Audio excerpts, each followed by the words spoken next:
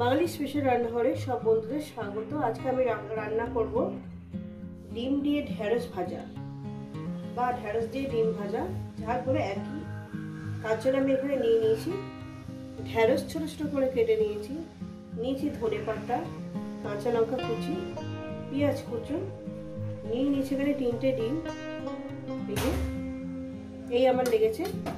রেসিপিটি শুরু করার আগে বলবো লাইক করবেন, শেয়ার করবেন। নতুন নতুন রেসিপি দেখতে গেলে আপনারা চ্যানেলটাকে সাবস্ক্রাইব করে নেবেন।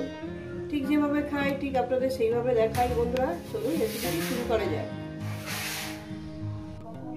প্রথমে আমি ডিমটাকে লবণ দিয়ে ফাটিয়ে নেব।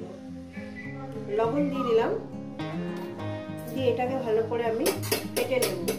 রেসিপিটা আপনাদের কেমন লাগছে অবশ্যই কিন্তু বলবেন। রেসিপিটা কিন্তু পুরোটাই দেখবেন, আপনাদের আশা করি খুবই ভালো লাগবে। গ্যাস ধরিয়ে দিয়েছি, কড়া আমি বসিয়ে দিয়েছি। বন্ধুরা কড়া আমার গরম হবে। কড়া আমার গরম হয়ে গেছে। দিয়ে দেবো পরিমাণ ডিম ভাজার মতন তেল। দিয়ে দিলাম ডিম ভাজার মতন তেল দিয়েছি। তেলটা আমার গরম হয়ে গেছে।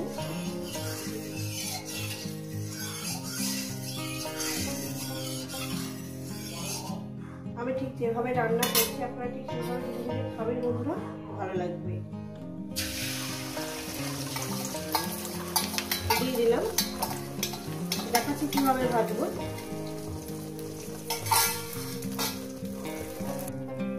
এক পিঠ আমার হয়ে গেছে, অপর সাইডে উঠিয়ে দেবো। দিয়ে দিলাম। এরপর ডিমটাকে আমি এইভাবে ছোট ছোট টুকরো টুকরো করে ভেজে নেব, কেটে নেব।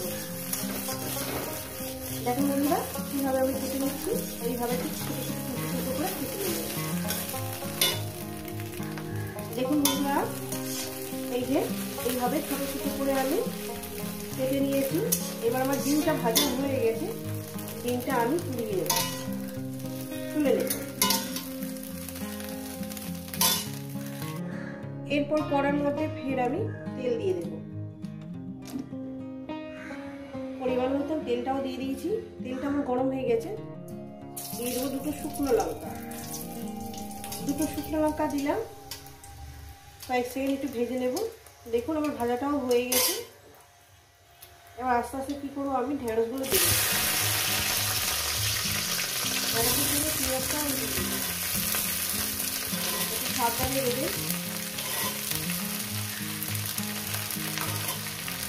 দিয়ে দিলাম কাঁচা লঙ্কাটা আমি দিয়ে দিলাম। ঠিক আছে, মোটামুটি আমি যেভাবে খাই ঠিক আপনাদের সেইভাবে দেখানোর চেষ্টা করি। দিয়ে দেবো স্বাদ মতন লবণ। দিয়ে দিলাম। দিয়ে দেবো পরিমাণ মতন একটু হলুদ, হালকা করে হলুদ। অন্য কিছু তো মশলা যাবে না,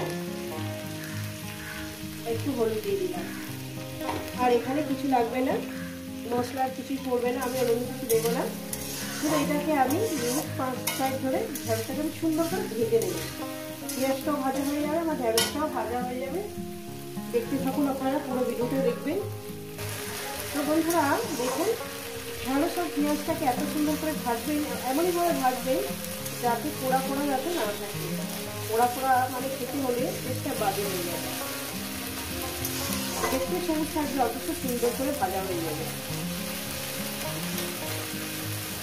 অল্প কিছু দিয়ে অনেকটাই ভাত খাওয়া যায়, এত সুন্দর খেতে হয় বন্ধুরা। তো বন্ধুরা প্রায় 6-7 মিনিট ধরে আমি ভেজে নিয়েছি। এরপর দিয়ে দেবো ডিমটাকে দিয়ে দিলাম। দিয়ে দেবো ধনে পাতাটা। ধনে পাতা যদি আপনাদের ভালো লাগে দেবেন, আমার তো ভালো লাগে। আর যাদের ভালো লাগে না তারা দেবেন না। দিয়ে আরও 3-4 মিনিট এটাকে রান্না করব। দেখুন বন্ধুরা খুব সুন্দর খেতে, দেখতেও সুন্দর, খেতেও সুন্দর, দারুণ সেন্ট বেরিয়েছে। প্রায় 4 মিনিট আমি ভেজে নেব। দেখুন তো বন্ধুরা দেখুন, এটার সঙ্গে খুব ভালো লাগবে একটু ডাল সিদ্ধ করে নেবেন।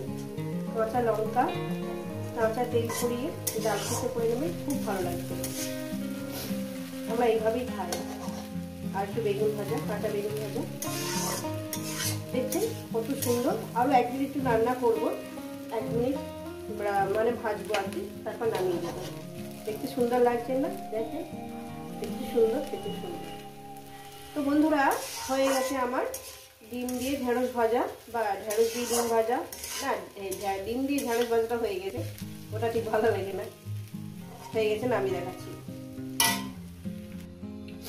তো বন্ধুরা দেখুন,